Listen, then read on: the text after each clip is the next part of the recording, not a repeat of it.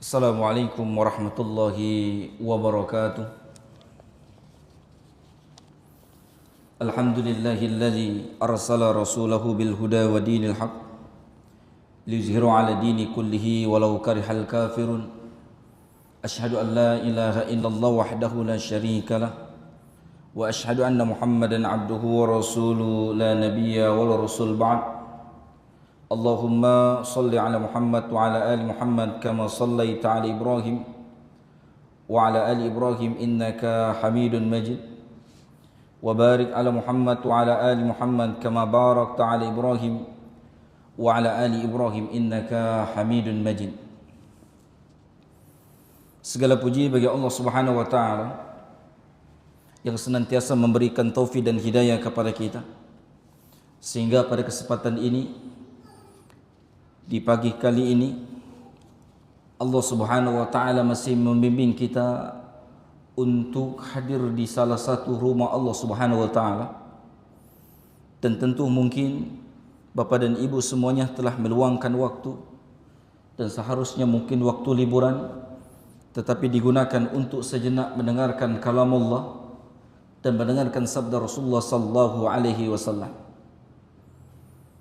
Dan tidaklah kita hadir pada saat ini kecuali di antaranya Allah Subhanahu wa taala inginkan kebaikan kepada kita. Sebagaimana Nabi Muhammad sallallahu alaihi wasallam bersabda, "May yuridillahu bi khairan yufaqihu fid din." Barang siapa diinginkan kebaikan oleh Allah Subhanahu wa taala, maka Allah Subhanahu wa taala pahamkan kita dengan agama. Memahami agama bukanlah tugas seseorang, tetapi tugas setiap umat Islam. Selama dia mengatakan menjadi pengikut Nabi Muhammad sallallahu alaihi wasallam, maka dia harus mendengar ucapan Nabi sallallahu alaihi wasallam. Nabi Muhammad sallallahu alaihi wasallam bersabda, "Talabul ilmi faridatun ala kulli muslim." Menuntut ilmu, kata Nabi sallallahu alaihi wasallam, wajib pada setiap kaum muslimin. Salawat dan salam selalu dan senantiasa kita sampaikan kepada Nabi kita Muhammad sallallahu alaihi wasallam, kepada sahabatnya, kepada kerabatnya, kepada pengikutnya, dan semoga Allah Jalla wa'ala senantiasa memberikan taufik dan memberikan hidayah kepada kita, sehingga untuk istiqamah menjadikan Nabi sallallahu alaihi wasallam suri tauladan, menjadikan Nabi sallallahu alaihi wasallam sebagai panutan. Dan kita berharap Allah Subhanahu wa taala kelak pertemukan kita bersama Rasulullah sallallahu alaihi wasallam kelak di surganya. Hadirin dan hadirin yang saya muliakan karena Allah Subhanahu wa taala, ketika kita berbicara masalah anak, ini bukan perkara yang remeh. Lihatlah Nabi Ibrahim alaihissalam bermohon kepada Allah Subhanahu wa taala kurang lebih 80 lebih tahunnya, memohon dikaruniakan anak, senantiasa bermunajat kepada Allah Subhanahu wa taala dengan mengatakan, "Rabbi habli minas salihin." Ya Allah, karuniakan aku anak yang soleh. Ini yang dilakukan oleh Nabi Ibrahim alaihissalam.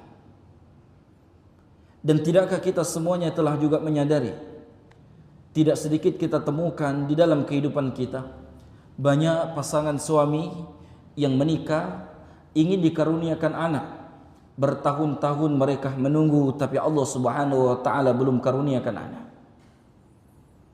Dan tidak sedikit mereka menghabiskan uang pergi ke sana dan ke sini agar bagaimana dikaruniakan anak.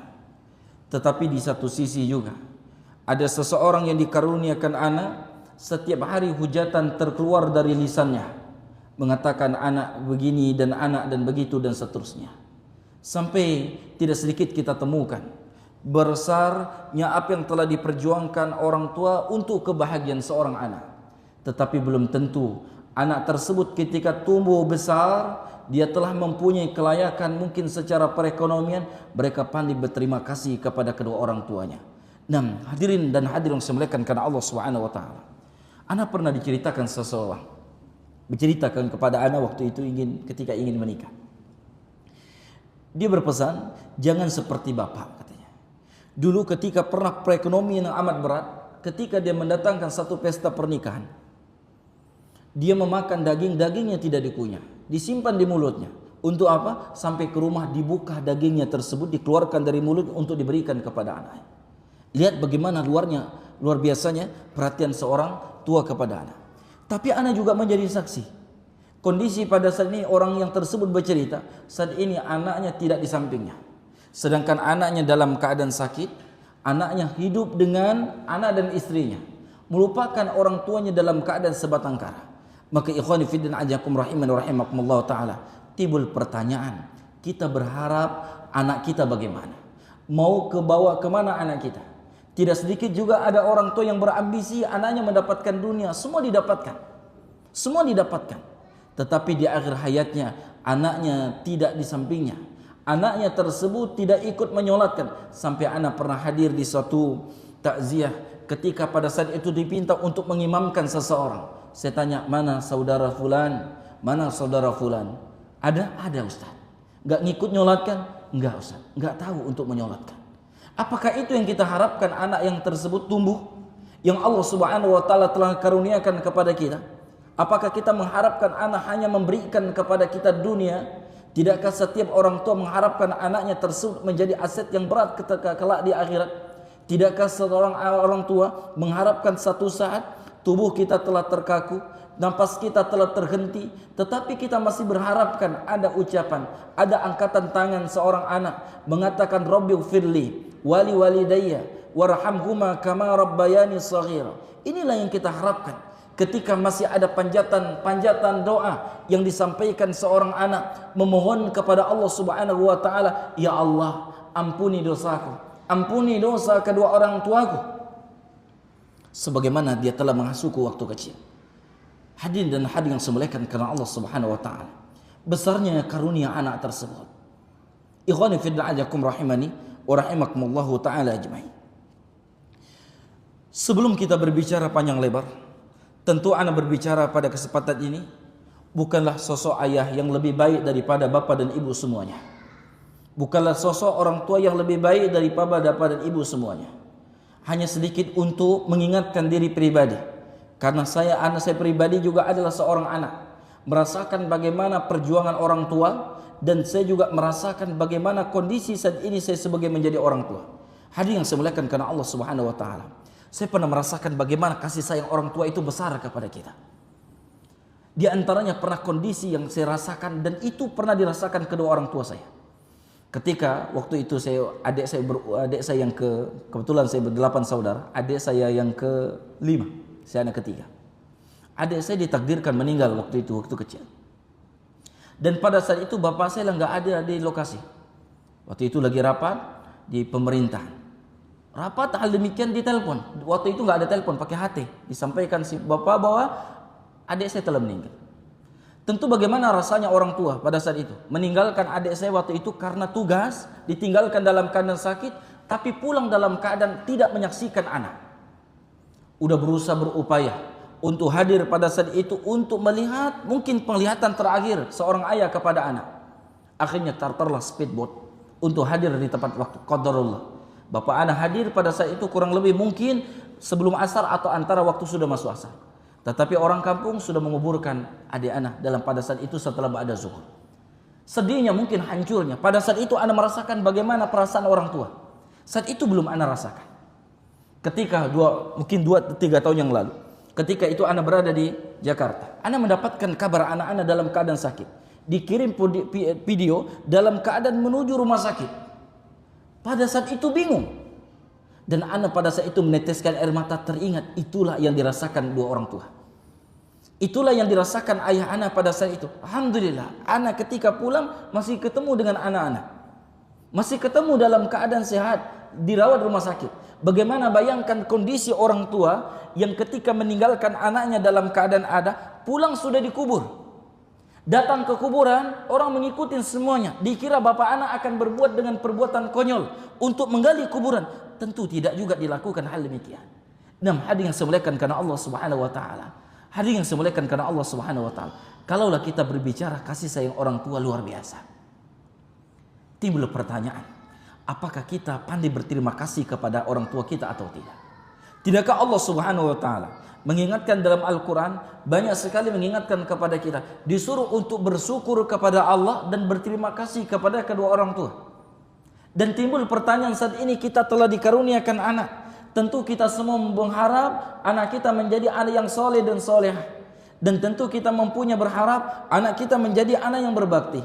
Tentu kita punya berharap kita telah mati, tak kala kita telah terbujur kaku, kita masih mendapatkan doa dari anak kita. Dan hari yang sebelahkan karena Allah Subhanahu wa taala. Tentu ini adalah amanah yang besar yang perlu kita persiapkan agar anak kita tersebut menjadi aset yang besar, yang tentu kalau kita mempunyai harta, kita mempunyai mobil, mempunyai rumah, mempunyai tanah, seluruh tersebut telah dimiliki orang-orang sebelum kita. Kalaulah kita pernah ziarah kubur, perhatikan satu di antara yang di kuburan tersebut.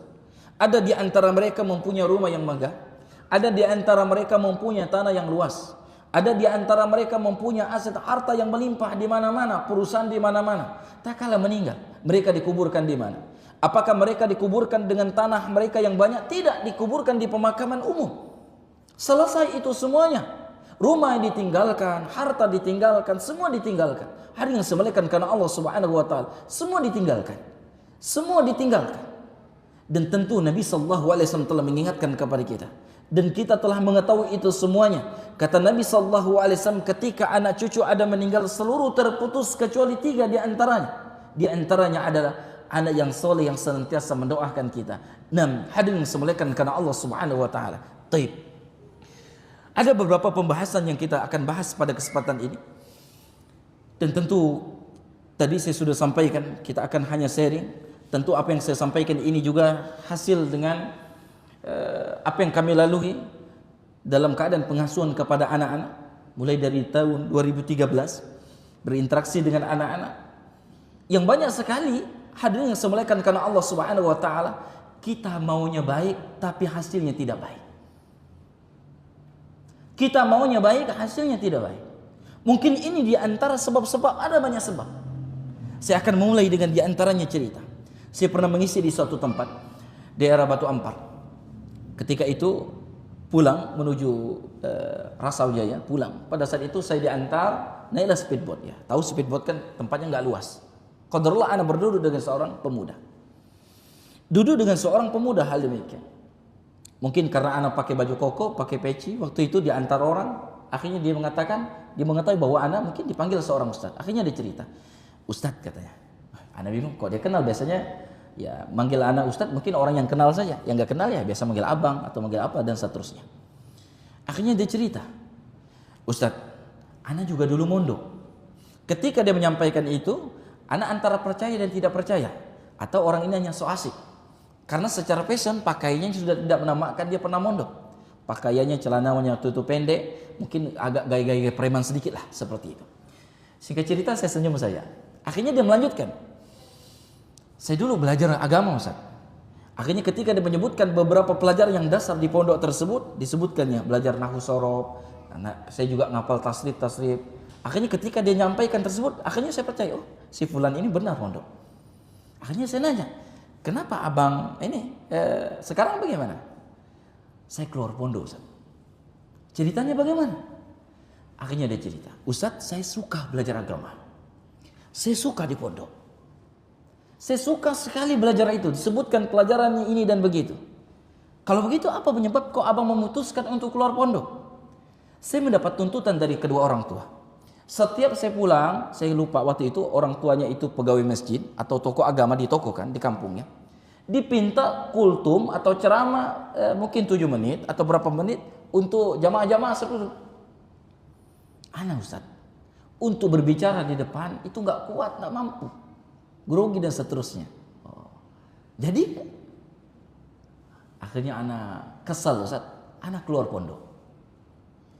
Karena anak kesal, bapak anak juga kesal. Diusirnya anak dari rumah. Akhirnya hidup dalam keadaan kegelandangan. Dan ini juga sering anak tanamkan kepada wali santri. Kesalahan wali santri ketika memasukkan anak pondok harus menjadikan tolak ukur keberhasilan anak pondok itu kalau jadi ustaz. Kalau bisa khutbah di mimbar, kalau bisa ceramah, itu ditolak ukur berhasil.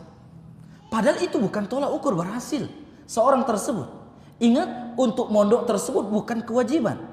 Yang kita diwajibkan atal belajar agama. Maka kami di soal Al-Quran itu diantara syarat untuk masuk saung Al-Quran itu anaknya harus mau. Kalau anak gak mau, orang tuanya nangis pun saya tidak terima. Maka kami ada proses untuk perekrutan santri tersebut, ada karantina 3 hari, tidak ada kegiatan khusus, mereka hanya tinggal di soal Quran untuk merasa kegiatan, putuskan 3 hari Anda mau lanjut atau tidak. Ustaz, Anda nggak mau. Udah. Akhirnya saya sampaikan dan saya juga sampaikan kepada orang tuanya, jangan dipaksa anak untuk mondok. Alhamdulillah pada saat ini fasilitas untuk mempelajari agama banyak, majelis ilmu banyak.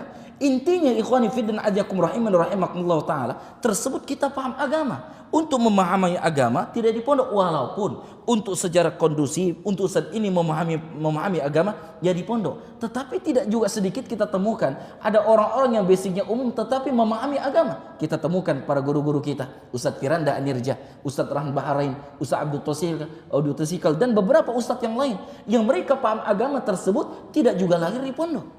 Maka ikhwan fillah ajakum rahiman rahimakumullah taala, maka hadir yang semuliakan karena Allah Subhanahu wa taala, ini jangan sampai kita niat kita baik tapi cara kita salah. Ikhwan fillah ajakum rahiman rahimakumullah taala. Sampai anak pernah diskusi kepada ada orang yang ingin memasukkan anaknya pondok. Ustaz, memang ada sekarang anak itu mau mondok, saya bilang. Buktinya ada yang masuk soal Al-Qur'an. Soal Al-Qur'an buka pendaftaran hanya 1 hari, yang daftar kurang lebih, kadang kita nggak mampu saja terima berapa orang, ada buktinya.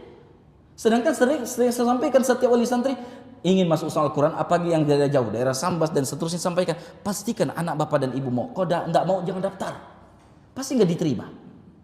Buktinya ada, saya bilang. Jangankan anak bapak dan ibu, saya bilang adik saya ketika tamat SD saya suruh mondok, dia nggak mau. Karena waktu itu bapak saya meninggal di 2018, saya ingin dia mondok. Bentuk saya bagaimana apa yang saya lakukan kepadanya. Kapan mulai belajar agama? Ketika tamat SMA. Karena udahlah saya bilang belajar agama dulu. Abang bukan minta kau jadi ustaz, tapi kau sedikit mempunyai, kau jaga sholat dan seterusnya.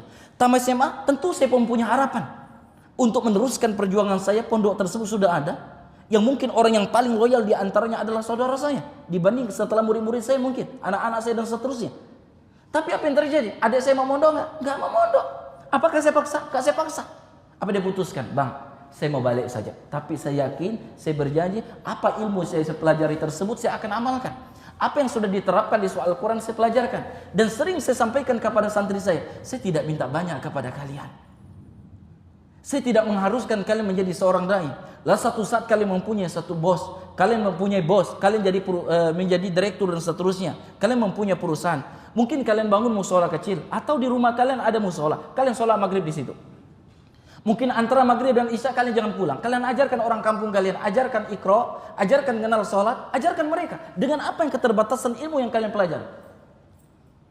Insya Allah saya lakukan banget ya. Walaupun harapan saya masih dia mau belajar agama. Apa yang dilakukan dan saya dapat cerita, ini bukan cerita dari dia. Cerita dari kampung saya, memang dilakukannya. Dia kerja, dia punya target, dia punya kebun sawit berapa hektar. Sekarang udah mulai. Dan dia tidak mau apa? Tidak mau ini. Akhirnya apa yang dilakukan? Setengah harinya dia kerja dengan orang, setengah harinya dia nggak kerja. Dia mempunyai modal, dia tanam sawit. Dia kebetulan kita ada warisan sedikit tanah. Ditanamnya tanah kosong tersebut. Antara maghrib dan isya dia ngajar orang. Ngajar anak-anak tersebut, belajar tersebut. Tanpa anak ketahui. Yang cerita orang kampung, yang belajar banyak sekali. Sampai Pak Imamnya ikut belajar ngaji. Dan setiap waktu zuhur, kan dia pulang sebelum zuhur. Waktu zuhur dan asar dia gunakan untuk mengulang hafalan yang dimiliki tersebut, kurang lebih 4 atau 5 juz tersebut. Ikhwani fillah ajakum rahiman rahimakumullah taala. Dan ini akhirnya orang merasakan. Tapi di satu sisi, ana juga pernah temukan ada orang yang mondok beberapa tahun, ini bukan anak ini, walaupun anak kata orang ruang lingkup mengelola lembaga pendidikan, tapi ini untuk mengajak kita berpikir dengan hasil pengalaman kita. Tidak sedikit ada anak yang pernah mondok tersebut, banyak sekali kami kirim tersebut mondok, ketika pulang buntu. Akhirnya memikirkan, lebih saya kerja sini. Sehingga apa yang dia pelajari tersebut, kuranglah bermanfaat apa yang dimilikinya. Wallahu alam apa di antara motivasi dia dalam belajar tersebut, ikhwan fillah, ajakum rahiman rahimakumullah ta'ala. Sampai anak pernah temukan ketika ada ngajar di Bogor. Ada wali santri tersebut bercerita dengan anak. Anaknya pintar luar biasa. Kebetulan anak yang memegangnya waktu itu, pintar luar biasa. Singkat cerita, anaknya memutuskan pada itu berhenti mondok. Kelas 2 SMP. Kenapa? Karena bosan. Orang tuanya saking ambisinya anaknya belajar agama, dipondokkan dari kelas 3 SD. Bayangkan. Dari kelas 3 SD sudah dipondokin. Anaknya bosan, akhirnya yang diinginkan baik apa yang terjadi? Sekarang anaknya hura-hara. Tidak ada layak lagi orang yang mungkin kalau menjaga sholat, walhamdulillah. Padahal saya dapat waktu itu dapat kabar dari bapaknya, ya Allah sedih ana lihat anak-anak. Dan tentu ikhwani fillah ajakum rahimakumullah taala. Dan kita juga tidak salahkan secara utuh kepada orang tua, tapi ini untuk menjadikan renungan bagi kita semuanya. Nah, hadirin yang semuliakan karena Allah Subhanahu wa taala. Kenapa kita punya modal awal? Modal awal kita apa? Ikhwani fillah ajakum rahimakumullah taala. Anak kita tersebut adalah dilahirkan dalam keadaan beriman. Bagaimana Allah Subhanahu wa taala tak kala disampaikan dalam Al-Qur'an ketika ditanyakan alastu birabbikum, apakah kau beriman kepada Rabbmu? Anak kita semua ketika ruh ditiupkan mereka katakan qalu bala syahidna. Mereka semua beriman. Dan Nabi sallallahu alaihi wasallam juga mengingatkan kepada kita, kullu mauludin yuladu 'alal fitrah. Setiap anak itu dilahirkan dalam keadaan fitrah. Fitrah tersebut adalah ya secara umum orang itu cinta kebaikan. Secara keumum tersebut adalah mereka beriman. Kenapa anak Anda tidak cinta kebaikan? Kenapa? Kenapa anak kita malas? Kenapa anak kita tidak semangat? Itu mungkin di antara sebab-sebab kita semua ikhwani fillah ajakum rahimakumullah taala. Itu di antara mungkin kebiasaan-kebiasaan yang memang sudah dibiasakan. Ikhwani fillah ajakum rahimakumullah taala.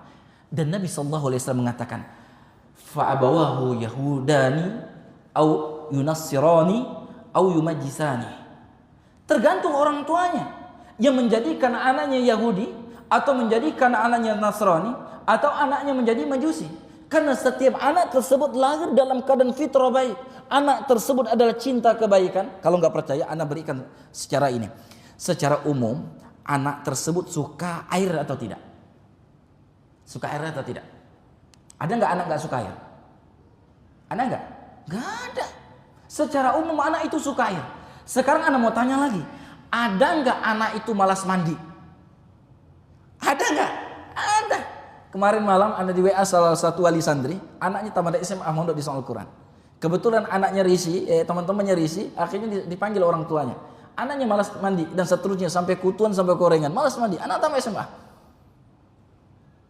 Apa di antara sebabnya? Mungkin waktu kecil. Orang tuanya ketika anaknya sudah BAB nggak langsung dicuci. Akhirnya sudah terbiasa dengan hal demikian. Mungkin waktu kecil anaknya tersebut main air dilarang orang tuanya. Itu contoh kedua untuk menjadikan evaluasi bagi kita. Yang kedua, anak ngajak berpikir lagi.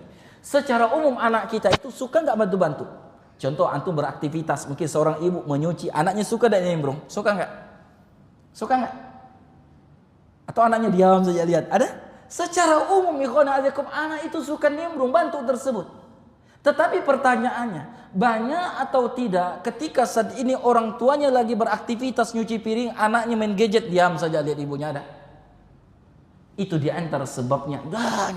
Akhirnya dia dipermasalahkan, permasalahannya satu, nak kau tidak nyuci, tidak bersih, udah nanti kerja 2 kali. Padahal itu proses anak itu pada dasarnya baik.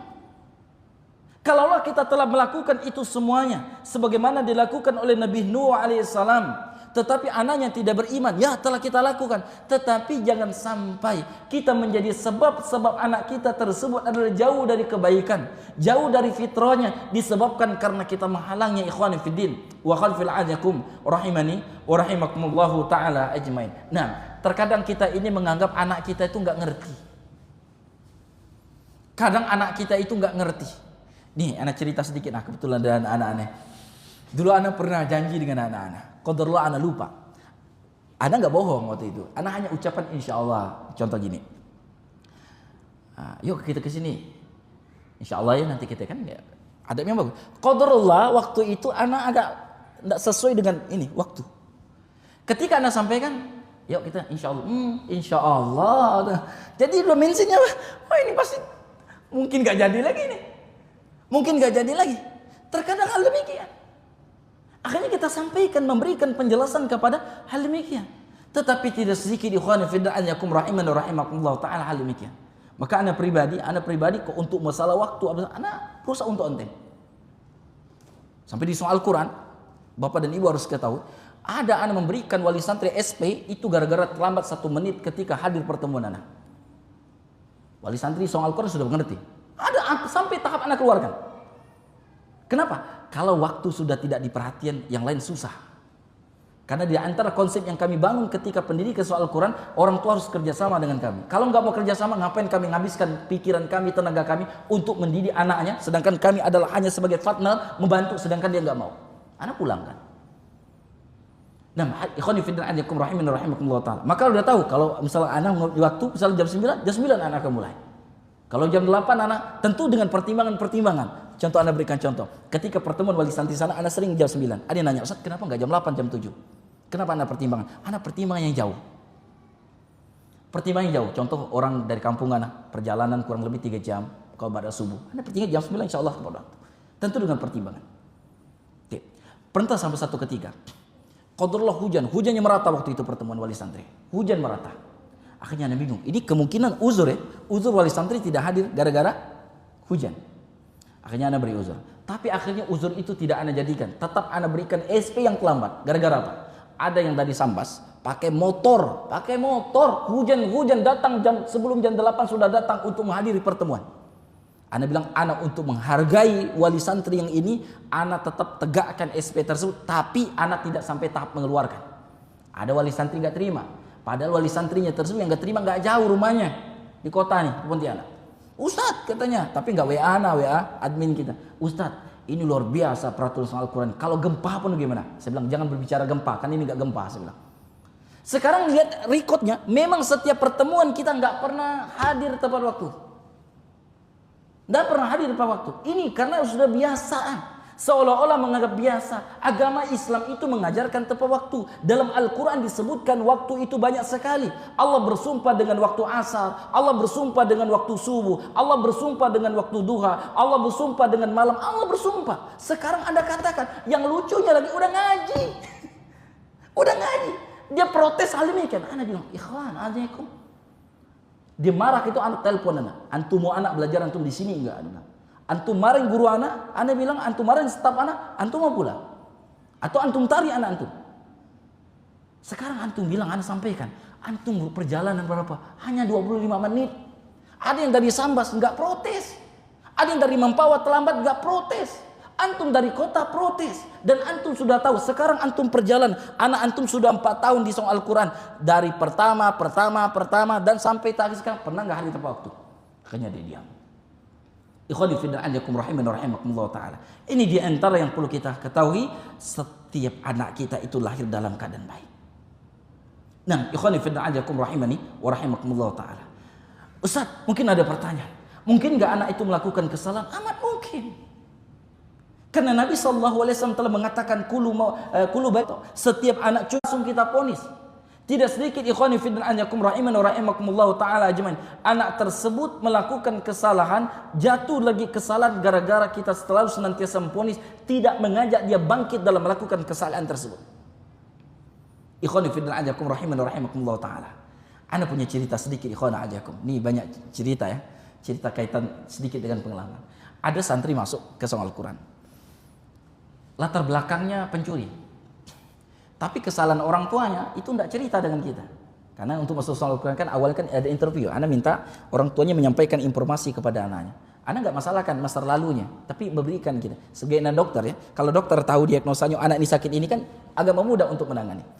Rupanya dia mendiamkan dengan takut anak nggak terima. Anak taunya dari mana? Ketika anak safar ngisi kajian di satu tempat, berkunjung beberapa pondok, dia cerita, Masya Allah Ustaz, antum terima si fulannya, anak si fulan. Dan anak lihat Masya Allah ketika liburan itu luar biasa.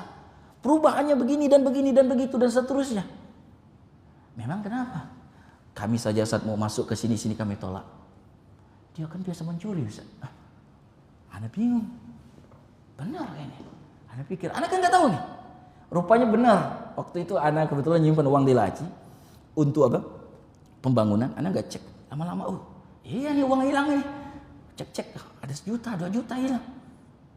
Akhirnya ada saksi menyaksikan, rupanya anak panggil.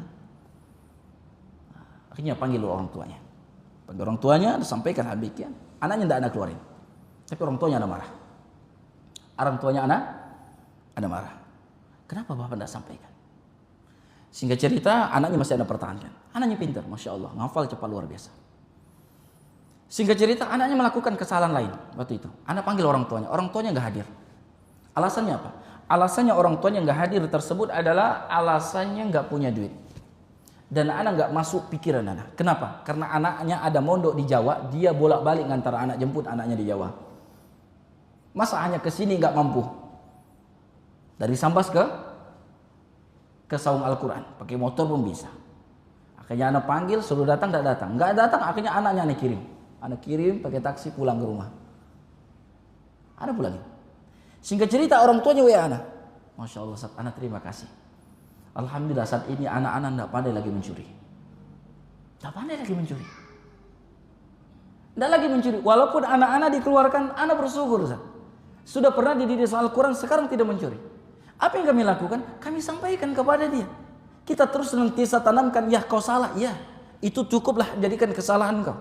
Tapi orang beriman adalah tidak jatuh di lubang yang kedua kali. Ajak mereka bangkit. Jangan diponis, oh kau pencuri. Ajak mereka bangkit.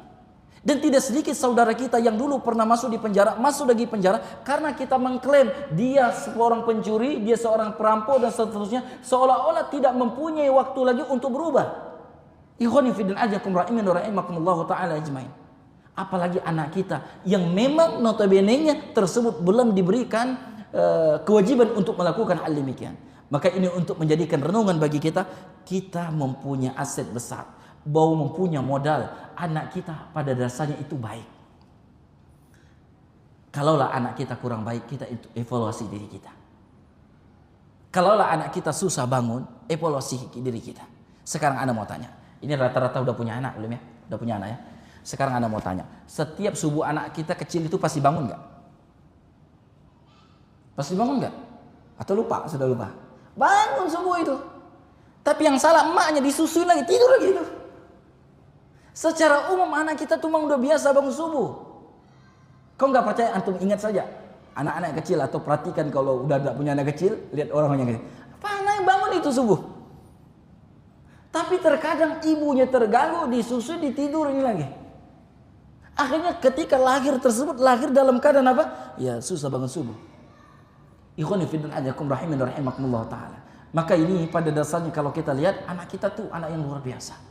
Maka kita berdoa kepada Allah Subhanahu wa taala dan kita juga bersyukur karena banyak orang yang berharap dikaruniakan anak tapi Allah tidak berikan anak. Tapi kita sudah diberikan anak, kenapa kita tidak bersyukur yang telah Allah Subhanahu wa taala karuniakan kepada kita. Nah, ikhwani fillah ajakum rahimin rahimakumullah taala ajmain. Selanjutnya, setelah kita mengetahui Allah Subhanahu wa taala karuniakan kita anak dan kita telah mempunyai modal, anak kita itu lahirkan dalam keadaan fitrah, cinta kepada kebaikan, orangnya beriman dan seterusnya. Karena kita mempunyai peran untuk mendidik anak tersebut. Ingat, kalau kita malas, kalau kita tidak perhatian, tidak sedikit ada orang tua belajar sungguh-sungguh persiapan untuk menikah. Belilah buku untuk menikah. Tapi tidak mau beli buku untuk persiapan untuk mempunyai anak. Padahal anak kita sampaikan tadi di mukadimah aset yang besar bagi kita. Ya, kita menikah dengan mempersiapkan ilmu itu di antara cara kita mendidik anak. Kita dengan nikah yang benar, kita mencari pasangan yang benar. Iya, tapi bukan berarti mengabaikan anak. Ingat, Nabi SAW mengingatkan kepada kita, kullukum ra'in wa kullukum mas'ulun an ra'iyati. Kata Nabi SAW, setiap kalian adalah pemimpin dan setiap kalian akan diminta pertanggungjawaban. Kita akan diminta pertanggungjawaban anak kita. Kita akan dipertanggungjawabkan. Kita masalah hasil kita nggak tahu. Anak kita lahir dalam keadaan soleh. Tapi apa ikhtiar yang telah kita lakukan? Apa ikhtiar yang telah kita lakukan? Telahkah kita didik? Telahkah kita perhatikan makanannya? Telahkah kita perhatikan? Telahkah setiap senantiasa kita mendoakan anak kita? Atau hanya hujatan makian saja kita sampaikan kepada anak kita? Kalaulah kita mungkin sibuknya kita, jangan pernah lupa di dalam mendoakan anak kita. Ikhwani fillah ajakum rahimin rahimakumullah taala. Dan ana rasakan di antara perjalanan-perjalanan yang ana lalui pada saat ini, di antara yang paling besar setelah pertolongan Allah adalah peran doa bapak dan ibu ana. Ana nih ikhwana ajakum, tadi ana cerita sedikit, ana nih 8 saudara.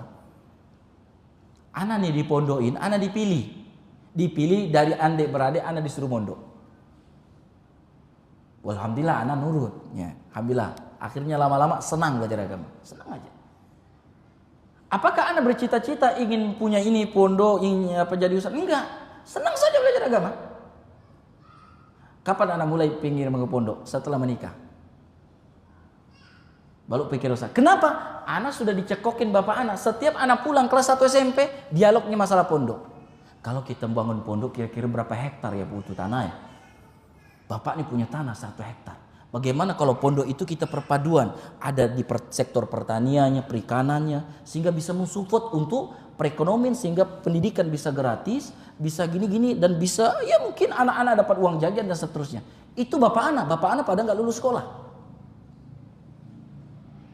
Berpikir gitu. Akhirnya setiap liburan dicekokin ngajak berpikir hal demikian, diajak sebagaimana orang dewasa padahal anak masih kecil. Diajak berpikir buat konsep pondok dan seterusnya. Maka tidak sedikit sama konsep di antara itu, di antara banyak ide-ide bapak anak.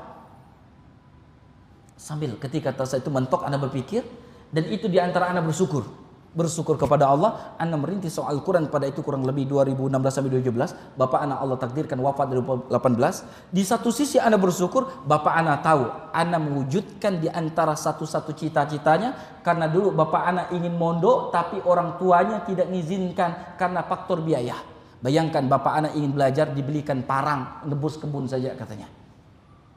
Maka dia berharap anak salah satu menjadi orang-orang yang melanjutkan cita-citanya yang dulu dia ingin belajar agama. Kaulah yang bapak pilih kau untuk belajar agama. Dan dia punya harapan saya bangun pondok. Dan dulu saya nggak pikir. Ini di antara dampak, di antara kedewasaan itu setelah menikah. Ketika menikah anak pikir, ya udah, bismillah anak mulai. Di satu sisi anak bersyukur, anak telah mewujudkan di antara bisa dikatakan di antara keinginan orang tua anak. Di satu sisi anak juga bersedih karena bapak anak nggak menyaksikan soal Al-Quran, hanya mendengar lihat foto, gambar dan seterusnya. Dan ikhwan fillah ajakum rahimin wa rahimakumullah taala ajmain. Baik. Selanjutnya Nabi sallallahu alaihi wasallam mengatakan warujulu ra'in fi ahlihi wa huwa mas'ulun an ra'iyatihi. Kata Nabi sallallahu alaihi wasallam, suami pemimpin dalam keluarganya dan akan dipertanggungjawabkan nanti. Wal mar'atu ra'iyatun fi baiti zawjiha. Dan seorang ibu pemimpin di rumah suaminya. Dia mengatur anaknya, mengatur seterusnya dan akan dipertanggungjawabkan. Tidak sedikit orang tua ini menganggap anaknya tersebut kalau diam aman. Mudah-mudahan kita tidak ada di sini ya. Anak rewel kasih HP, diam dah, aman, tenang. Seolah-olah ketika anak tersebut tenang di rumah merasa berhasil. Anaknya nggak ribut, nggak berantem, diam, merasa aman. Tidak sedikit orang tua mengatakan hal demikian. Dan tidak sedikit juga orang tua tersebut adalah menjadikan anak-anak tersebut menjadi melakukan keburukan. Anak pernah menyampaikan hal demikian. Contoh anak penakut, itu di antara faktor anak penakut itu karena orang tuanya memang mendidik menjadi penakut. Jangan keluar, nanti ada hantu. Tertanam. Ketika anak sampai tersebut beberapa satu tempat anak ngisi, ada ibu, betul Ustaz. Anak dulu pernah ngelarang anak-anak mandi, anak bilang ada buaya. Sampai saat ini anak-anak tidak pernah berenang, takut mandi ini. Menyulitkan ikhwani fillah ajakum rahimin wa rahimakumullah taala.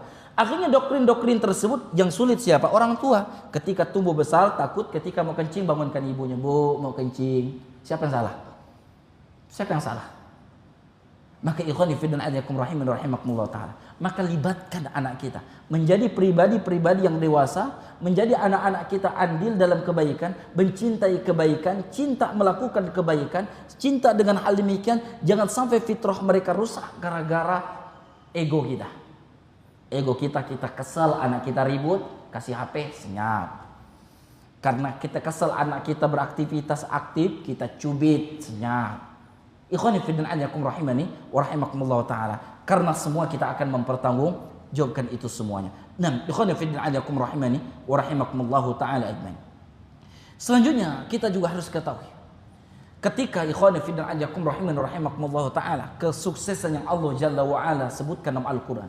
Faman zuhziya 'anil nar wa udkhilal jannah faqad faz. Kata Allah Subhanahu wa taala, orang yang sukses itu adalah ketika dijauhkan dari neraka masuk surga, itu yang sukses. Maka itu di antara motivasi kita. Di dunia ini kira-kira kita selamat dari siksa neraka. Kira-kira kita dengan kasih sayang rahmat Allah masuk ke surga. Maka Allah Subhanahu wa taala mengingatkan kepada kita, ya ayyuhallazina amanu qu anfusakum wa ahlikum nar. Kata Allah Subhanahu wa taala, wahai orang beriman, jagalah dirimu dan keluargamu dari api neraka. Ini misi utama kita. Bagaimana kita sama-sama sekeluarga, seorang suami dan istri, anak, senantiasa mengingatkan sholat, jangan bosan. Anda berikan contoh didikan Nabi Sallallahu Alaihi Wasallam. Nabi nyuruh sholat umur berapa? Umur berapa? Umur 7 tahun. Kata Nabi Sallallahu Alaihi Wasallam, auladakum, suruh anak kalian untuk sholat umur 7 tahun. Pukul umur berapa? 10 tahun. Bukan berarti yang kecil-kecil tidak diajar sholat tetap. Tapi proses ini. Tapi di situ kita diajari oleh Nabi tahapan dalam pendidikan. Umur 3 tahun sampai 7 tahun berapa tahun? Berapa tahun? 3 tahun. 3 tahun diajak terus, diingatin. Bayangkan setiap 5 waktu 1 hari 5 kali. Nak sholat aja. Mungkin awal-awalnya malas, ingatin. Mungkin ada nggak sholat. Terus 3 tahun ya kawan. Ada pepatah mengatakan ala bisa karena biasa. Itu didikan Nabi Sallallahu Alaihi Wasallam. Diajarkan hal demikian kecintaan mereka. Jangan kita berharap anak kita tuh cinta dengan kebaikan kalau kita tidak membiasakan dia cinta kebaikan. Jangan kita hal demikian tidak ajarkan kepada anak kita dengan akhirat. Jangan kita berharap anak kita tumbuh dengan akhirat. Sekarang anak mau tanya, banyak ada orang tua sekarang takut kalau ada anak meninggal. Takut ke kuburan buat anaknya. Banyak anda? Ajarkan mereka ziarah kubur. Ingatkan itu.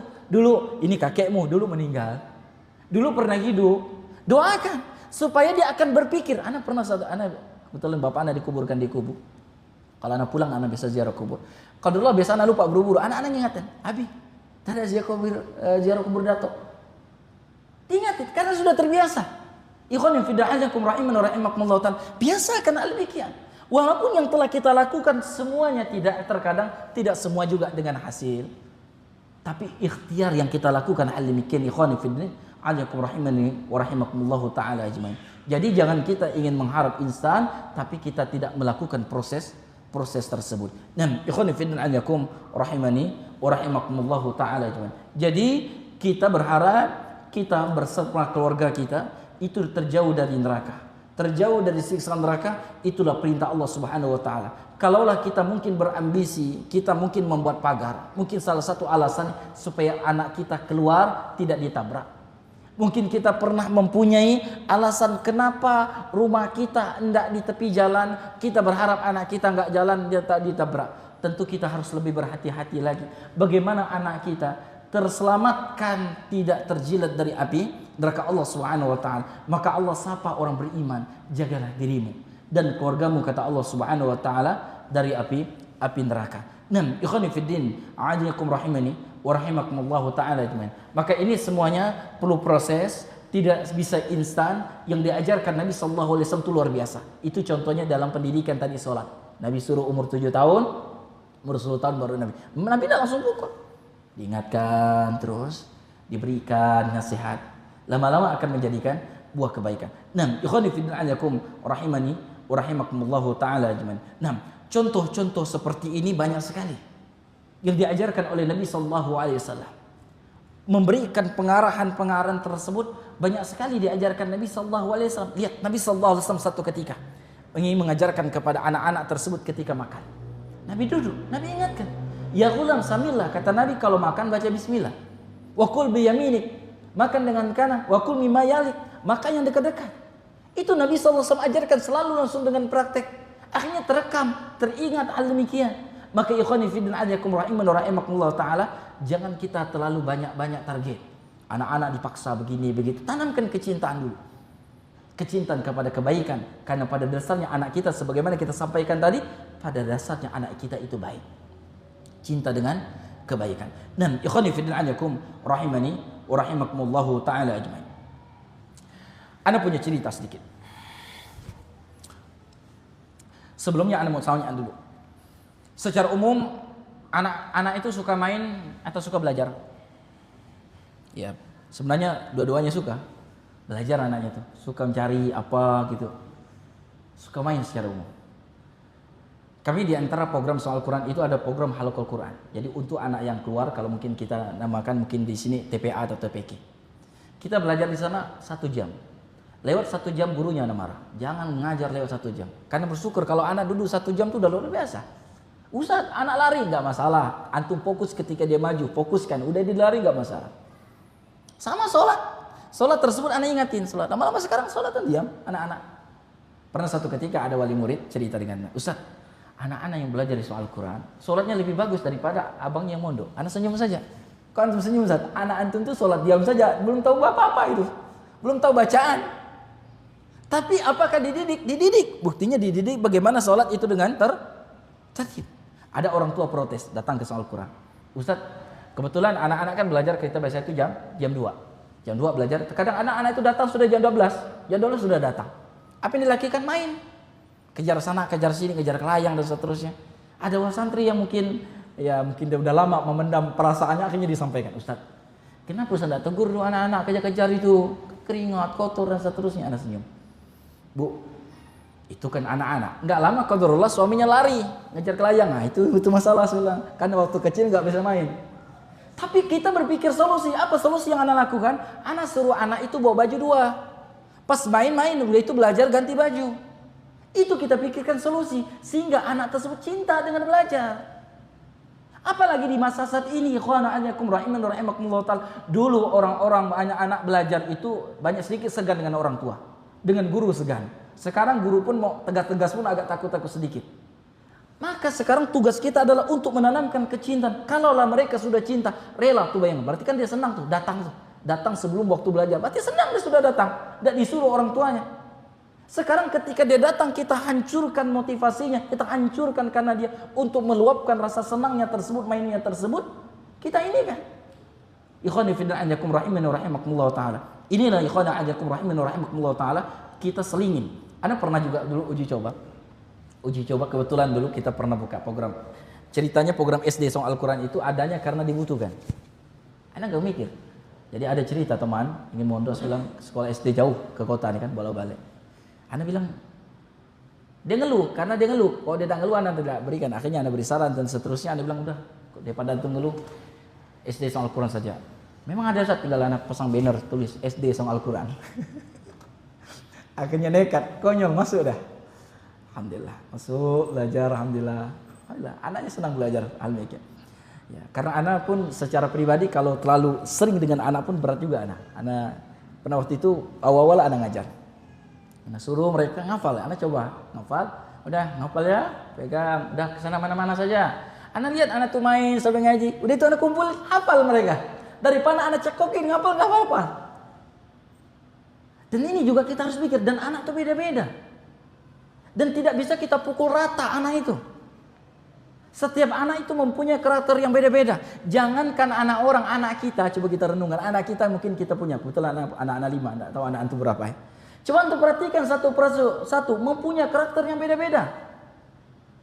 Maka jangan sampai kita pukul rata. Dan kita juga harus berikan pemahaman kepada anak kita satu dengan yang lain ketika kita melakukan ini beda dengan ini beda. Anak cowok dan cewek beda, cowok dengan cowok lagi berbeda. Kita harus mengerti. Yang tidak sedikit kadang orang tua ini nggak ngerti anak. Dan ini anak banyak temukan ikhwani fillah ajakum rahiman wa rahimakumullah taala. Orang tua nggak ngerti anak, ingin dimengerti tapi nggak ngerti anak. Pernah wali santri, ini cerita lagi ya. Wali santri datang kepada anak, ngeluhkan anaknya. Saat anak-anak gini. Anak bilang, antum kenal gak dengan anak antum? Kenal lah Ustaz. Anak tanya, anak antum makanan favoritnya apa? Makan semua saja Ustaz. Nah, sekarang anak tanya, kalau antara bakso dengan mie goreng, mana yang lebih? Bakso. Kan pasti ada yang lebih dipilih. Anak tanya, warna disukai anak antum apa? Gak tahu Ustaz. Sekarang antum ingin mengerti, antum gak mengerti anak antum. Ada juga kasus. Anaknya pintar luar biasa. Salah satu santri yang pintar lah pokoknya di soal Quran. Qadarullah biasa banyak permasalahan anak di lapangan itu. Kalau anak yang cewek itu masalah asmara. Udah mulai suka dengan lawan jenis. Hafalnya lancar, walasnya gara-gara ada yang disukainya. Nah, alhamdulillah anak-anak dengan saya sana tuh termasuk dekat. Ada apa curhat? Ustaz, ada mau diomongin. Nah, kebetulan cewek kan. Ada bilang ini, tunggu teman di sana. Ada apa? Ceritalah, singkat cerita, masalah hafalnya. Akhirnya anak tanya, udah mulai suka ya kan? Malu-malu dia. Dia bilang, anak sebutin siapa lakinya? Udah itu anak langsung tunjuk juga. Tidak dekat dengan bapaknya kan? Iya. Anak telepon bapaknya, suruh datang, pelukin dia. Peluk dua-duanya nangis. Itu di antara faktornya. Kita nggak kenal anak kita. Kedekatan kita juga terus nggak mengerti. Kita pukul rata, anak kita harus gini. Apalagi mohon maaf, kalau ada anak kita satu di prestasi di akademik, satu enggak, mencoba kau ge abangmu, ge kakakmu. Gak bisa, ikhwan. Kita saja enggak suka dibanding-bandingkan, ikhwan. Alaikum rahimakumullah ta'ala ajma'in. Anak kita mempunyai potensi yang berbeda-beda, mempunyai kemampuan yang berbeda-beda. Anak punya anak yang kedua. Itu kalau dibandingkan yang ini enggak rajin belajar. Kalau ini kok anak marah, cukup anak marah gini. Udah abang berhenti sekolah saja. Enggak mau, karena dia senang. Kok yang satu disuruh enggak belajar, lebih senang. Ketika dia bongkok belajar, uminya lapor ke anak. Apakah anak marah? Enggak. Anak bawa dah, karena anak tahu dia suka es krim. Anak ajak makan es krim, mana es krim dua. Tanya kak, kenapa enggak belajar? Belajar lama abi katanya. Tak ada mainannya. Dan anak ketika tersebut, anak pikir, anak yakin anak-anaknya tidak satu-satunya. Ada anak orang lain di anak-anak. Akhirnya anda berpikir bagaimana memikirkan pola pendidikan, gaya menemukan anak sebagai anak-anak. Akhirnya anda bangun konsep untuk soal Al-Quran tersebut. Di antaranya metode anda sebutkan namanya metode air mengalir. Jangan paksa anak untuk mencapai sesuatu yang memang tidak mampu. Ikutin proses yang gak sampai ucapkan selamat kepadanya. Kita ada program sekolah Quran for Kids untuk PAUD. Anak larang guru-gurunya kan awal-awal ngajar setiap datang tuh suruh setor Iqra. Jangan, saya bilang. Tanamkan kecintaan mereka, senang saja datang itu udah luar biasa. Tanamkan mereka adab, akhlak, tanamkan mereka karakter, tanamkan mereka kecintaan kepada Allah, tanamkan mereka apa yang harus mereka lakukan kepada kedua orang mereka. Itu lebih baik. Jangan dipaksa dulu hafal berapa, enggak jadi masalah. Sampai suatu ketika anak untuk menghibur saja nih, untuk menghibur guru-guru, karena kita termasuk jarang untuk mengikutkan event-event lomba gitu. Anak SD soal Al-Quran, bisa dikatakan enggak? Bisa dikatakan jarang lagi. Ustaz, kata kepala sekolahnya, izin, udahlah, enggak apalah untuk motivasi. Kali daftar, alhamdulillah waktu itu qadarullah jam 1 lomba tahfidz di Mujahidin. Nah, kan waktu itu sekolah Sukuburai Pontianak SD. Anda bilang itu, Anda sampaikan, kita mampu bersaing. Padahal SDM soal Quran itu enggak ada. Yang ngajar santri kita. Tapi karena anak berpikir, anak ini kan orang kampung. Anak merasa orang kampung ketika anak sekolah tersebut, di antara yang harus dimiliki SD minimal pandai baca dan ngitung. Itu udah syukur. Maka dan tanamkan yang lain. Tetapi kita tanamkan kepada mereka. Jangan mikir-mikir banyak hafalan. Yang penting ditanamkan bacaannya bagus. Ketika bacanya bagus, akhlaknya perhatikan. Bagaimana tutur katanya. Itu yang lebih utama. Sedangkan hafal nanti mampu. Dan anak punya bukti. Ketika punya bukti anak kita kirim ke Jakarta 1 tahun selesai 30 juz. Mampu anak itu. Di soal Al-Quran hanya dapat 2 juz dan seterusnya. Jangan dipaksa. Tapi kita juga mempunyai target. Saya bilang targetnya apa? Yang mereka punya. Mereka bisa amalkan. Dan mereka bisa pertanggungjawabkan. Anda mau mengatakan mempunyai hafal 5 juz. Bisa gak sekali duduk? Bisa. Dan itu diantara rekrut ketika kami keluarkan anak tersebut. Syaratnya. Mereka kalau udah hafal 5 juz. Mereka mampu sekali duduk dan dihadiri ke orang tua. Maka kami sampaikan soal Quran bukan pondok tahfidz, bukan. Tapi belajar untuk dasar, untuk mengenal anak kita. Walaupun banyak juga yang menyeleweng, banyak. Dan itu tapi kita sampaikan kepada guru. Ya, itu proses kita. Kita ini bukan nabi. Sekarang mau dikatakan kurang apa? Kurang teori apa? Kurang apa? Nabi Nuh alaihissalam dalam mendidik. Kurang apa? Anaknya enggak beriman. Kurang apa? Tapi kita tersebut ada di masalah kalau kita enggak melakukan sebab-sebab tersebut. Nah, ikhwani fillah ajakum rahimani wa rahimakumullah taala jami'an. Maka ini di antara motivasi kita tersebut adalah bagaimana anak kita selamat, kita berserta keluarga selamat dari api neraka. Nah, ikhwani fillah ajakum rahimani wa rahimakumullah taala. Selanjutnya ikhwani ajakum. Peringatan. Jangan sampai anak kita membuat kita lalai. Memang tidak dipungkiri kecintaan orang tua kepada anak itu besar. Terkadang salahnya pun dibenarkan. Betul tak? Salah anak itu dibenarkan. Terkadang demikian itu membuat anak kita hancur. Dan Allah Subhanahu wa taala mengatakan, "Innama amwalukum wa auladukum fitnah." Kata Allah Subhanahu wa taala, sesungguhnya hartamu dan anakmu hanya cobaan. Sebagaimana kita hidup allazi khalaqal mauta wal hayya liyabluwakum ayyukum ahsanu amala. Allah ciptakan hidup untuk menguji siapa yang terbaik dalam melakukan amalan. Anak kita itu fitnah. Harta itu fitnah. Kita akan diuji itu semuanya. Khana ajakum rahiman rahimakumullah ta'ala. Jangan sampai anak kita membuat kita lalai. Anak kita membuat kita terlalu baperan sehingga kita tidak berpikir dengan akal sehat. Anda berikan contoh. berikan contoh, ana pernah nemuin kasus wali santri. Waktu itu ana lagi nggak di Saung Al-Quran, menghadiri walimahan, ana dihubungin ke santrian, Ustaz, bapak si fulana ingin anaknya keluar. Ana jawab saja. Ya, tidak jadi masalah. Karena memang konsep Saung Al-Quran itu setiap anak keluar, siapa mau keluar tidak kita tahan, silakan. Kenapa? Kami sudah perjanjian dari awal. Anda siap tak hidup di Saung Al-Quran dalam keadaan kesederhanaan, dalam keadaan kami tidak pernah jual fasilitas. Soal Al-Quran nggak pernah jual fasilitas, nggak pernah jual program unggulan. Kalau lihat pamfletnya saja penerimaan, hanya syarat dan seterusnya, waktu dan tanggal apa yang harus dipenuhi. Kami nggak pernah jual. Maka kalau Anda merasa susah soal Al-Quran, salah Anda, saya sampaikan. Karena kita sudah sampaikan dari itu awalnya. Maka setiap keluar tidak pernah Anda tahan.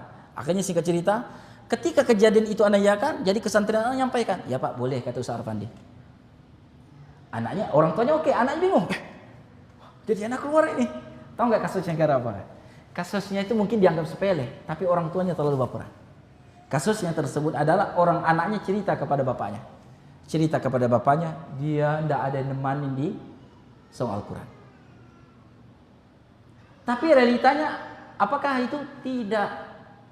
Kok bisa dia menyimpulkan hal demikian? Qadarullah, tipe anaknya itu berteman satu orang. Cekcoklah dengan temannya, akhirnya diputuskan gak punya teman. Bapaknya baperan, diiyain. Akhirnya anaknya keluar. Akhirnya pindah ke pondok lain juga gak betah. Tapi sekarang malah lebih keterpaut ke Saung Al-Quran. Terakhir kapan ada ketemu bapaknya, Masya Allah terima kasih. Anda dengar anaknya sekarang itu buka gaya TPA dan PAUD, Masya Allah. Kata Ustaz itu semuanya hasil dari, ya kebetulan dia hanya setahun di Saung Al-Quran. Itu diantara karena orang tua terlalu ini. Maka sering Anda sampaikan ikhwani fillah ajakum rahimahullah ta'ala, ini sering kami sampaikan kepada wali santri. Kalau ada anak cerita, didengarkan. Tapi juga jangan ditelan mentah, jangan juga dikalikan nol. Apa maksudnya? Setiap anak curhat, mungkin dia cerita tentang keburukan apa, jangan kita katakan itu gak benar gini. Juga kita katakan tersebut bahwa tersebut itu pasti kita terima. Apa solusi yang kami berikan? Dengar, nasihatin, laporkan ke kita. Kami akan cross check. Kita akan sampaikan benar atau tidak yang terjadi hal demikian. Dan ikhwan fillah ajakum rahimakumullah taala. Sampai pernah ketemu anak ikhwan ajakum, ada anak itu mencuri. Anaknya yang jelas ngaku mencuri, jelas ngaku mencuri. Orang tuanya enggak terima.